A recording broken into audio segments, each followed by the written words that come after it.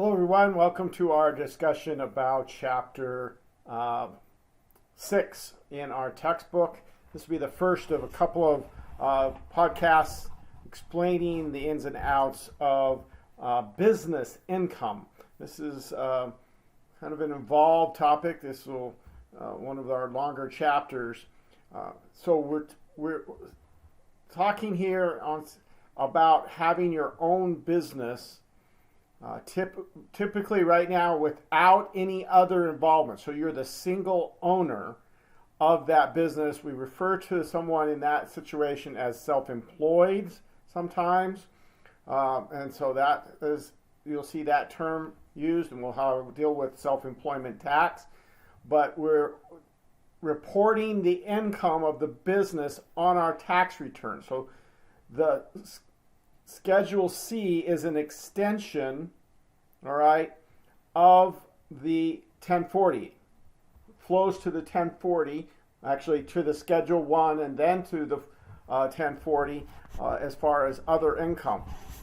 So first thing before we look at the Schedule C, we want to make sure that we understand what we mean by a business or trade versus hobbies.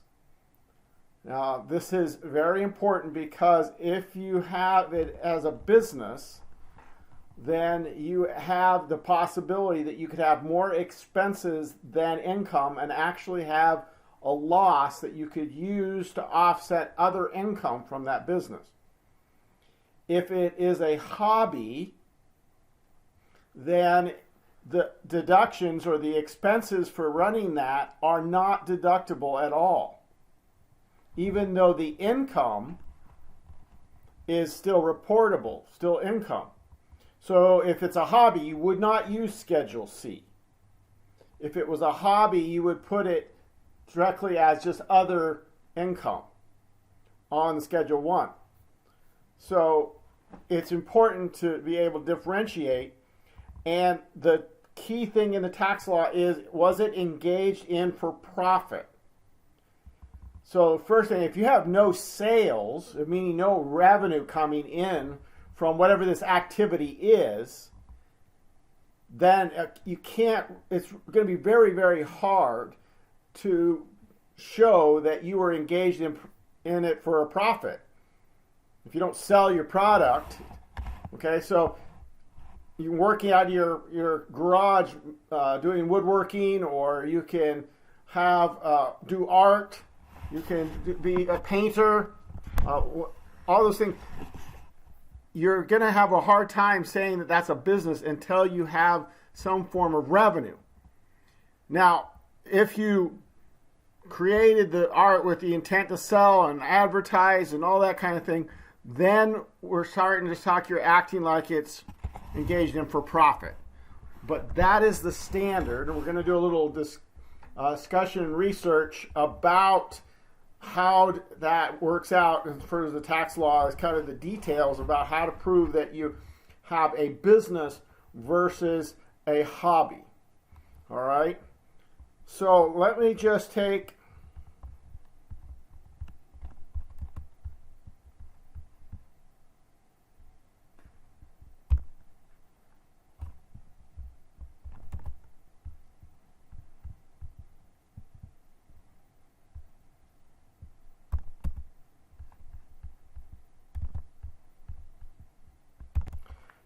a minute to show you the Schedule C. This is the Schedule C for 2021. Notice at the top of the Schedule C you have the information about the business itself. Who owns it, what you usually where you operate, your name if you have a separate name for your business, code indicating what kind of business, what's your accounting methods, all that stuff. Did you material participate? That's the idea of, did you put enough time into this for it to be a business? And then, like an income statement, it has income first with cost of goods sold. You basically have gross profit for us in accounting. That's what you add on line 7. And then you have the expenses, and you see some of them are listed. Then you have a place down here for other if it doesn't fit what you have listed there. Okay, in terms of the expenses, we'll talk a little bit about what it means to have an expense for business.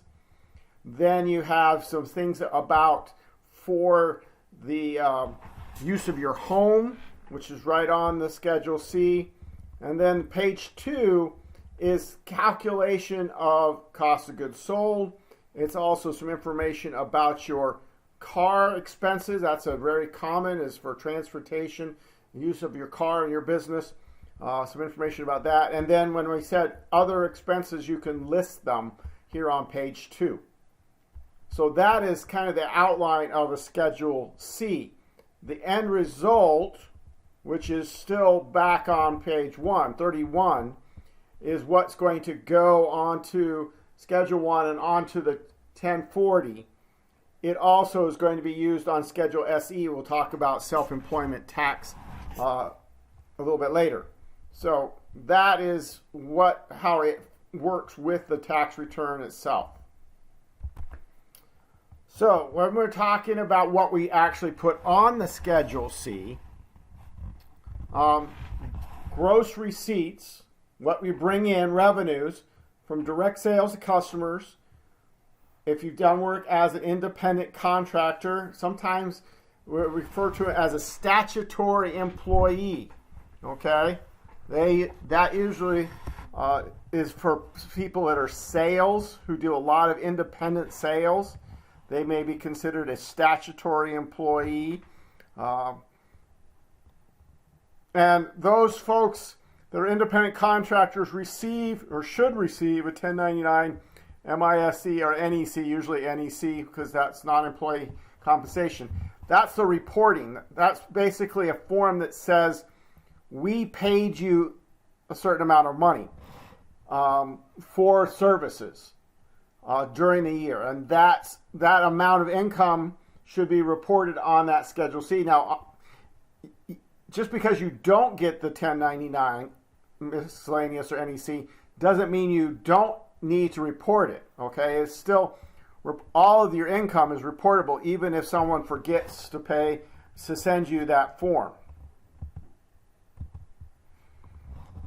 All right, we know about cost of goods sold from our earlier accounting. All right, typically we're going to use the cash basis of accounting, having to do with,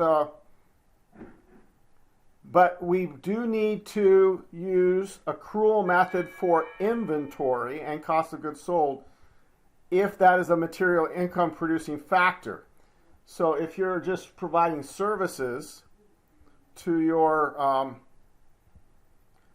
customers, then you don't have to worry about using the accrual method of accounting at all. You can just do everything based on when you pay it and when you receive it.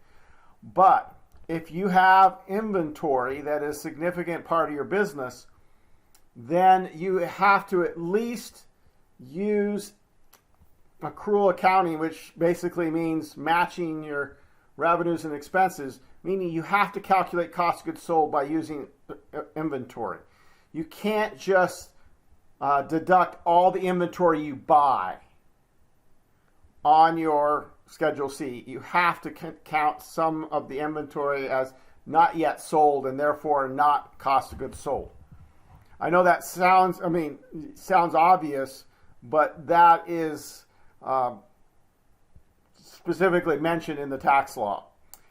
If you have large amounts of revenue, okay, your annual gross receipts are over the last 3 years, okay, or over 25 million, you can't still use the cash method. You have to use accrual method. But as long as it's not that high, you can continue to use the cash method for everything other than inventory if it is a material part of your business.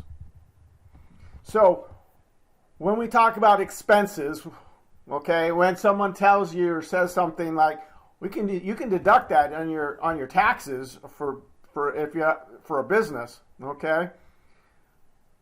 This is the standard. This is what the law. Now the law technically says you have to be able to. The courts have ruled that basically have to show that expense meets this criteria, and you have to have documentation to prove it. That's kind of the standard by which you need to. So what do you have to show about the expense or the cost or whatever the amount of money you paid out? It has to be ordinary, necessary, and reasonable. Okay? Ordinary means that's what you would normally do in a business of that sort. Okay? You needed it to make your business run. It was necessary. It doesn't mean it's essential. Meaning you can't have to sit there and say, well, I could have gotten by without spending that money. Okay? If you spent money on advertising because you believed it was necessary, that is deductible. Okay? And it can't be unreasonable in terms of amount. So sometimes they'll say, you need a reasonable salary. You can't pay someone way more than would be expected for other people in that same position.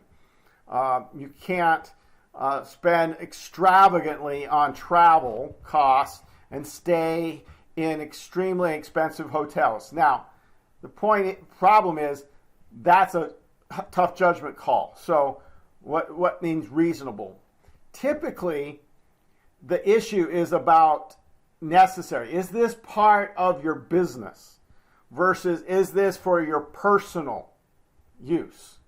For most of the business situations, it's usually more about business versus personal than it is about reasonable amounts. Okay? So you've got to be able to explain why you needed to spend that money for your business and why there wasn't a personal benefit for you. So your big screen TV is going to be a tough sell if you use it for personal use. Okay? So you're going to have a hard time trying to say that that's necessary for your business. Various uniform things you wear when you do your business. Buy a suit. Okay? Was it necessary for your business? You might say, well, yeah, it was. And the argument would come back, and it has gone back to court and things. But you could wear it elsewhere, and so it wasn't necessary just for your business. You also got personal use out of it. All right. So it has to be, if it's going to be necessary, it has to be very specific to being able to do your job type of an item like that. So it's not clear cut. These things end up being argued about between the IRS and taxpayers all the time. And sometimes ends up in court. And generally, it's going to come down to your documentation and explanation of why it was necessary. Now, there are certain things that the tax law has said, no, I don't care how necessary it is. Okay, you don't get to deduct these things. Okay, so anything illegal, any illegal payments, bribes, kickbacks, okay, all of those things. Now, just so you realize, illegal income is still income. So if you say, for instance,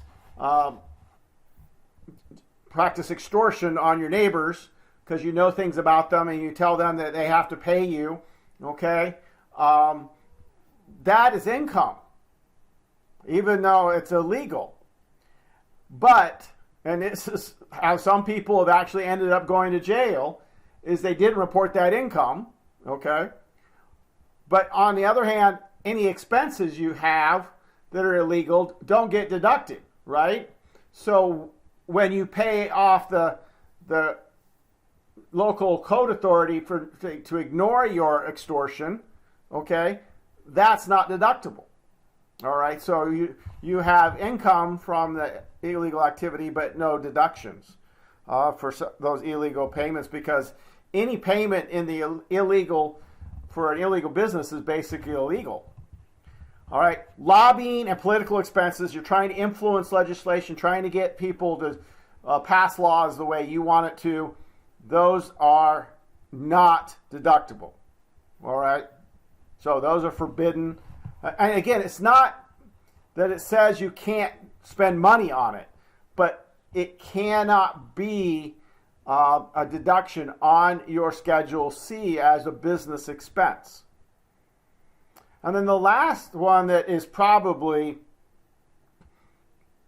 actually trips up people is anything fines and penalties. So you're on a business trip, you go down to visit a client, you park illegally, you come out of your business, your meeting, and you've got a ticket, parking ticket. You pay that and you say, well, that's an expense for my business. I mean, I had to go down there, but because it is a fine or a penalty for parking in the wrong spot, then it would not be deductible. And so even though it was necessary, even though it was, you had to do it to do your business. So that's a penalty or a fine. You're on the freeway doing your, and you go through the toll booth. That's not a fine. That's not you. You're just paying for the use of the, you're driving on the turnpike. That's an ordinary deductible expense.